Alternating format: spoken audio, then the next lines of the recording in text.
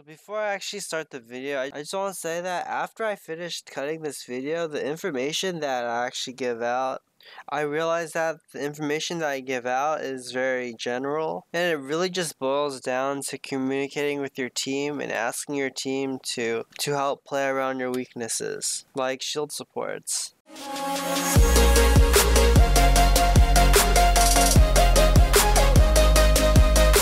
Hi guys, in this video I'm going to be talking about how to deal with shield supports.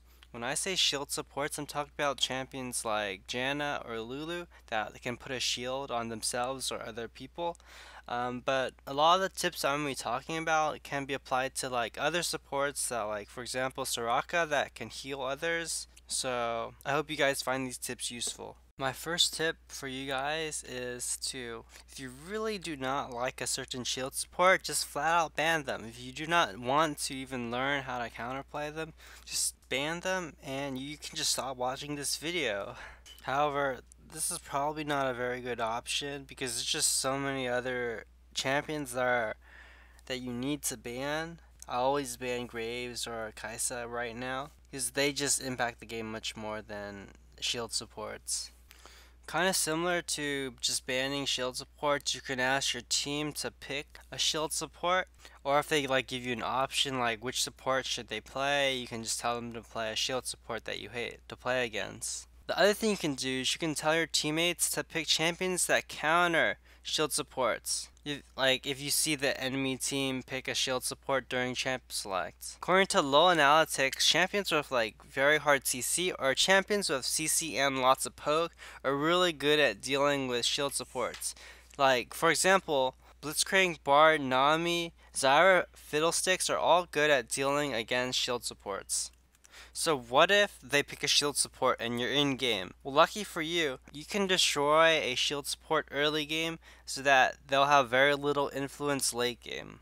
What makes shield support so strong is that if their laning phase goes relatively easy, they scale really well into the mid to late game. However, if you're able to get kills off the support, they're not going to be as impactful. So what you want to do is you want to gank bot lane. The other benefit against a shield support is that they don't have any gap closers. Janna, the only thing she really has is her CC. She doesn't have any gap closers. Lulu, she has her speed boost, but not really any good gap closers to run away if you come.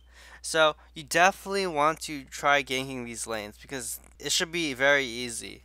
But oh no, bot lane is snowballing and you don't know what to do. Shield support and the enemy AD carry are fed. But what if you weren't able to make a considerable contribution to bot lane? So the enemy AD carry and the enemy shield support are now snowballing. This is probably the most annoying part of the game because at this point the enemy AD carry and shield support will always be grouped and you can't really kill them unless you die for it. And even then you might not kill them because the annoying shields.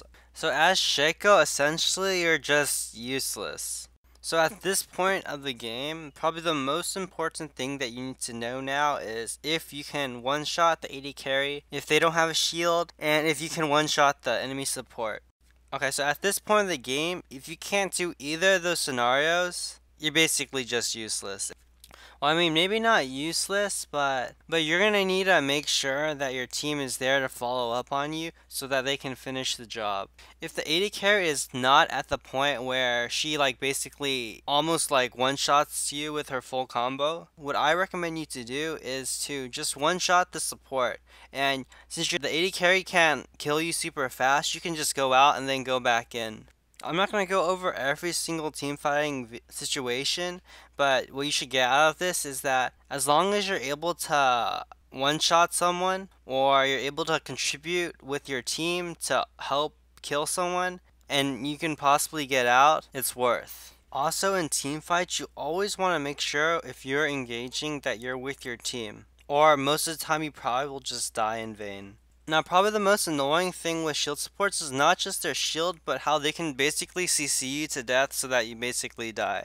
So what I recommend is right before you go into a team fight, make sure you have your ults. Always make sure you have your ult before you enter the beginning of a team fight, so that at least you can stall to queue to get out. And in the later stages of the game, you want to have stopwatch. or GA to stall some more so you can Q out.